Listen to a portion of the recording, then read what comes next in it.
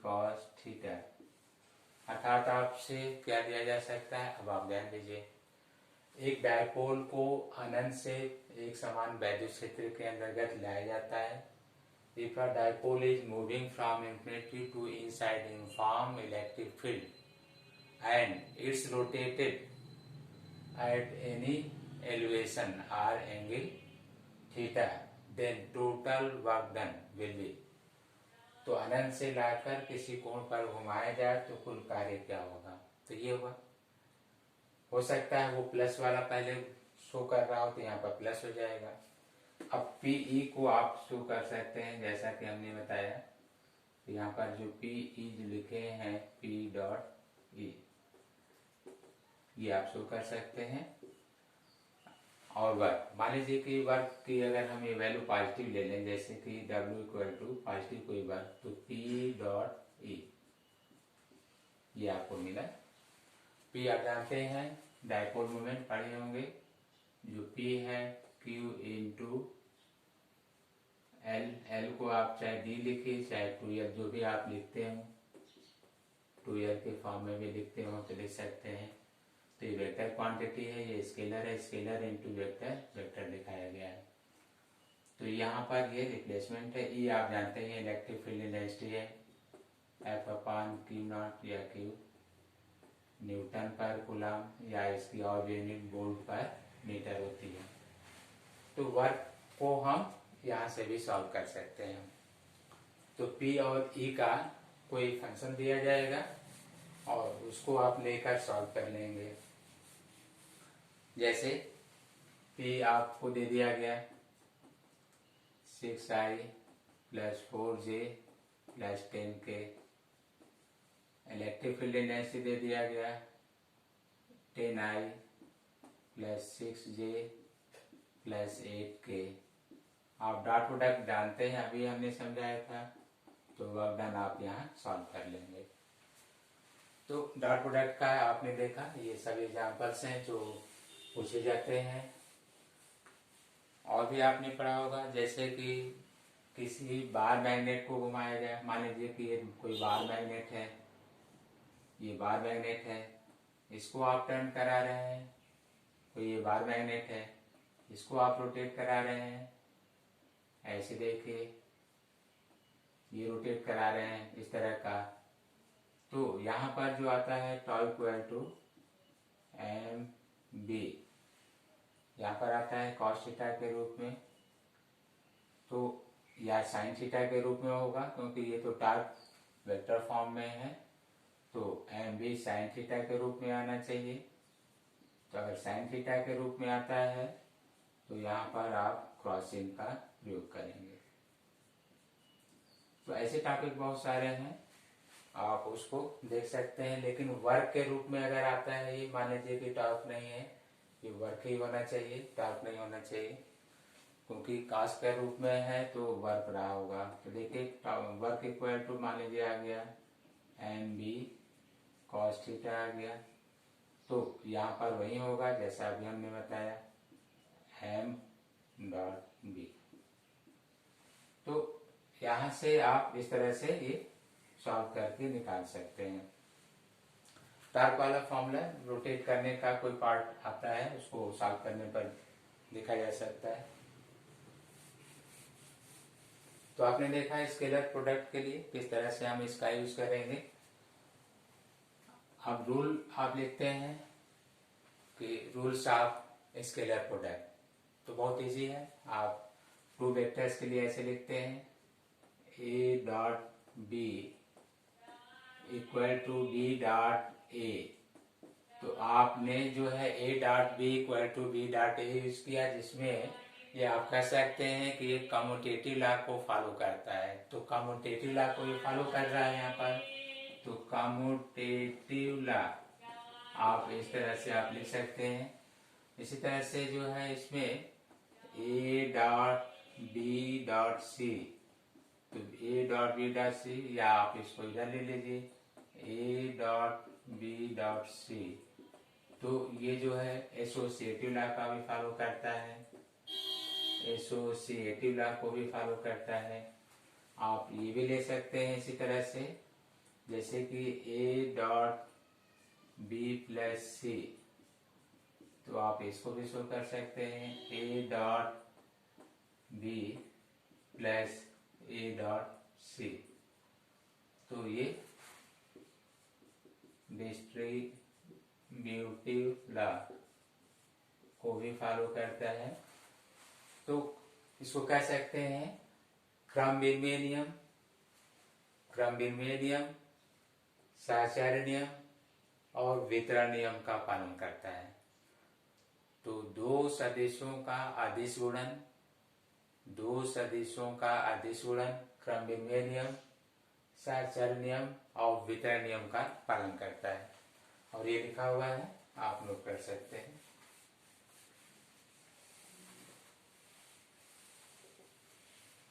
कुछ इसमें कंडीशन वगैरह दे दिया जाता है, उसका भी आप बेनिफिट लेते हैं। जैसे एग्जांपल कहा जाता है कि यदि दो सदिश लंबवत हों, if A and B are two perpendicular vectors, यदि दो सदिश लंबवत हों, if A and B are two perpendicular vectors, तो आप लिखते हैं A dot B equal to 0, तो 0 हो जाता है।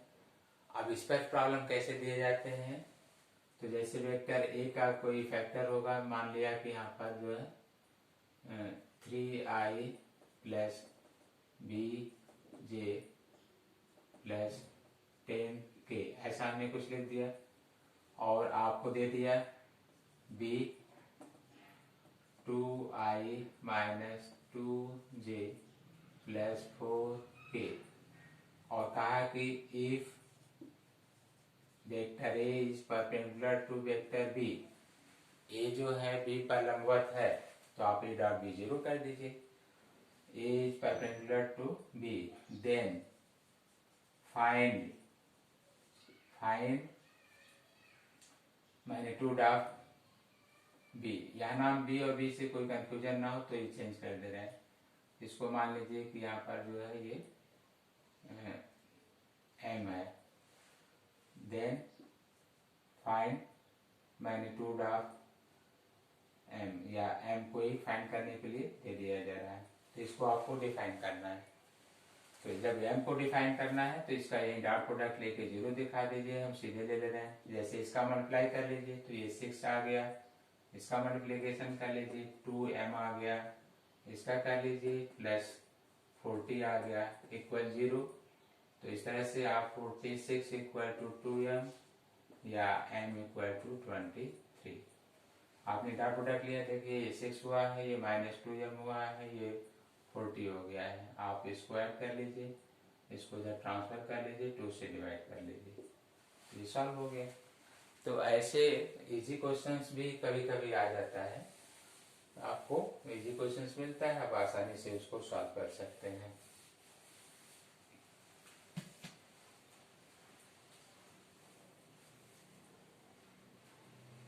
यहाँ पर भी जो है डिस्कशन इसी तरह से, जैसे आप ई का पढ़ते हैं minus dv by D R, potential gradient के रूप में, विभव प्रवणता के रूप में वैद्युत क्षेत्र को आप पढ़ते हैं। एक्सरसाइज 2 आपको बताया जा रहा है विभव प्रवणता के रूप में वैद्युत क्षेत्र की तीव्रता है। तो अगर आप इसमें dv ज्ञात करना चाहते हैं, माइनस साइन यहाँ पर अलग कर लीजिए, ई डॉट डी आर, इस तरह से आप सॉल्व करते हैं। अर्थात ई और डी आर का अगर कोई डायरेक्ट फंक्शन दिया गया हो वेक्टर, तो इसकी जरूरत ही नहीं पड़ेगा, आप सीधे सीधे इसका स्केलर प्रोडक्ट अप्लाई करके पोटेंशियल डिफरेंस निकाल सकते हैं। तो इसको हम वैद्युत विभवांतर बोल रहे हैं। वैद्युत विभवांतर का मान वैद्युत क्षेत्र की तीव्रता और वैद्युत क्षेत्र की दिशा में विस्थापन के अदिश गुणन से ये प्राप्त हो जाता है। तो आपको विस्थापन दिया गया होगा, जैसे मान लीजिए कि कोई प्लस चार्ज है Q और ये R1 डिस्टेंस पर कोई टेस्ट चार्ज है, ये विस्थापित हो रहा है A से B तक वैद्युत क्षेत्र की दिशा में, और न्यू पोजीशन R2 है। यहाँ से ये R1 पहली पोजीशन थी, ये न्यू पोजीशन R2 है। तो आप कह सकते हैं डिस्प्लेसमेंट या विस्थापन R2 माइनस R1। और जो यूनिफॉर्म इलेक्ट्रिक फील्ड कहा जा रहा है वो आपको दिया जाएगा। तो मान लीजिए कि इलेक्ट्रिक फील्ड हमने दे दिया यहाँ पर 3I + 4J - 6K। और डिस्प्लेसमेंट के लिए भी ऐसा कुछ यहाँ पर सॉल्व करने पर मान लीजिए R2 R1 का कोई मान आ गया, जैसे 3I + 4J + K, तो आप यहाँ रख दीजिए तो पोटेंशियल डिफरेंस निकल जाएगा, स्केलर प्रोडक्ट से सॉल्व हो जाएगा। और इससे ये सिद्ध होता है कि यह अदिश राशि के रूप में ली गई है। तो आप यहाँ पर भी इसको सॉल्व कर सकते हैं।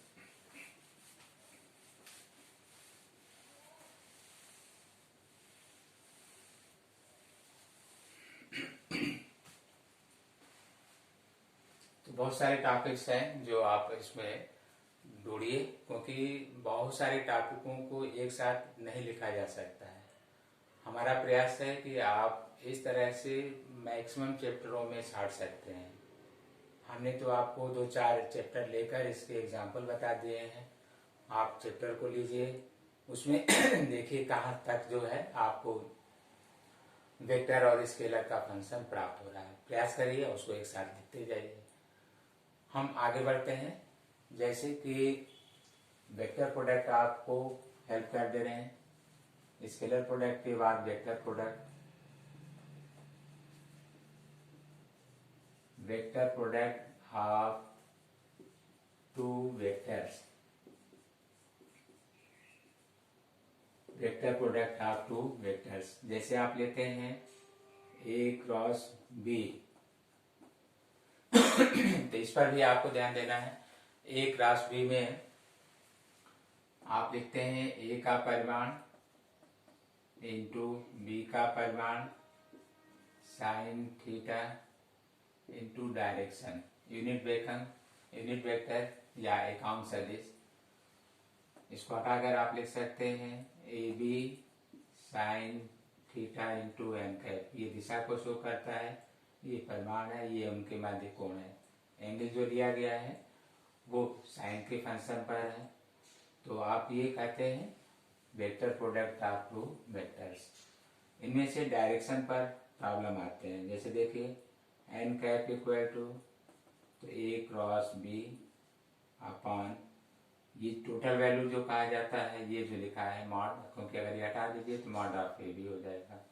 तो इसको हम लिख सकते हैं मॉड ऑफ ए बी। अगर कोई प्रॉब्लम ये नहीं समझ में आए तो यहाँ लिख सकते हैं A क्रॉस B, तो आप मॉड ले लीजिए और रिप्रेजेंट कर सकते हैं यहाँ पर ए बी साइन थीटा। तो इस तरह से आपने देखा ये ए बी साइन थीटा, यहाँ पर ये जो था मान लिखा गया है।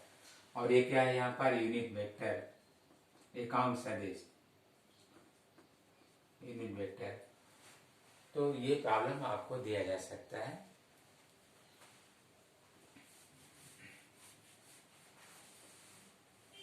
क्रॉस प्रोडक्ट लेना सबको आता है। तो इसमें अगर हम एक प्रॉब्लम आपको देना चाहें तो देखिए, जैसे vector A 3I 5J - 10K, vector B 4I - 2J + 3K, ऐसा हमने कुछ लिख दिया। अब आप यहाँ पर डायरेक्ट करना चाहें तो A क्रॉस B सीधे समझा दे रहे हैं। A क्रॉस B में नेसेसरी है कि पहले A वाला फैक्टर आप पहले रख कर देखेंगे, B बाद में। तो इसको यहाँ से क्लोज कर लीजिए ऐसे, इसके कोफिशिएंट का डायरेक्ट पहले मल्टीप्लाई करिए, तो जैसे यहाँ पर आ जाएगा आई कैप लेने के बाद, देखिए ऐसे। तो ये 5 × 3, अब माइनस चिन्ह लगा लीजिए। ये मॉड का चिन्ह नहीं है, ऐसे लाइन खींचे हैं, तो आप माइनस चिन्ह लगाइए, इसके बाद इसको मल्टीप्लाई कर लीजिए। इसके बाद आप फिर यहाँ पर इसका कोऑर्डिनेट के लिए हम -j समझा रहे हैं, जैसे -j ले लीजिए। अब इसको क्लोज कर लीजिए, इसका पहले मल्टीप्लाई कर लीजिए, फिर आप माइनस साइन लगाकर इसको ले लीजिए और इसको आप फिर प्लस ले लीजिए के। इसको क्लोज कर लीजिए। यहाँ से इस तरह से मल्टीप्लाई करिए तो 3 इंटू -2, इसका मल्टीप्लिकेशन माइनस करके ले लीजिए 4 इंटू 5 और इनको सॉल्व कर लीजिए। तो आपने A क्रॉस B मल्टीप्लिकेशन का नंबर कोई देख लीजिएगा, डिफरेंट हो तो उसको सेट करिएगा, लिखने में कोई पॉइंट छूटना नहीं चाहिए। आई कैप, अब जैसे यहाँ पर 15 है, ये प्लस हो चुका 20, फिर यहाँ माइनस हुआ तो यहाँ 15 आ रहा है, यहाँ -20 आ रहा है, तो माइनस कितना हो गया 5, तो -5। अब यहाँ देख लीजिए 9 है और ये -40 है, यहाँ +40 हो गया, तो यहाँ पर 9 है तो 49 जी। अब यहाँ पर ये -6 है और यहाँ पर -20 है, -26 की। तो आपने A क्रॉस B निकाल लिया। अब इसका जो मॉड आप सॉल्व करेंगे, mod of A cross B, वो अंडर रूट, तो यहाँ पर इसका स्क्वायर कर लीजिए 25 हो गया, इसका स्क्वायर कर लीजिए 49 का स्क्वायर, यहाँ पर इसका स्क्वायर कर लीजिए -26 का स्क्वायर। इन दोनों को रख दीजिए तो आपको ये प्राप्त हो जाएगा n cap A cross B upon mod of A cross B। उम्मीद है ये सबको आता है, तो हमने बहुत ज़्यादा इस पर ध्यान नहीं दिया। जो टॉपिक है अच्छा वो हम बता देंगे, हमारा काम है सब रिटेन करना है, एक एग्जाम्पल दे देना है। अब ये हम नहीं कहते हैं कि आपको ये सब टॉपिक नहीं आता है, आप सब जानते भी होंगे। इतना जो मेन टॉपिक है वो फोकस करते हैं, वो आप ध्यान दीजिएगा। जैसे vector product of two vectors में आपने देखा, इसकी थ्योरेटिकल भी टॉपिक्स हैं, जैसे A cross B equal to 0, यदि दो सदिशों का सदिश गुणन शून्य है, if vector product of two vectors is 0, then A parallel to B और B पैरेलल टू A। तो A B के समांतर होगा या B A के समांतर होगा। तो ये आप इसको जानते हैं, इस तरह के भी प्रॉब्लम आपको दिया जाता है। तो अब आगे देखिए, यहाँ पर मान लीजिए कि A और B किसी समांतर चतुर्भुज की दो भुजाओं द्वारा प्रदर्शित किए जाएं। तो A क्रॉस B अगर आप लेना चाहते हैं तो यहाँ ये इसके एरिया को शो करेगा, मॉड ले लेंगे। तो यहाँ पर हम लिख रहे हैं mod of A cross B, तो आप कह सकते हैं एरिया ऑफ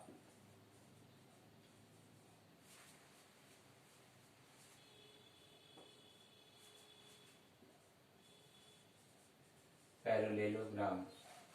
तो समांतर चतुर्भुज का एक क्षेत्रफल होगा।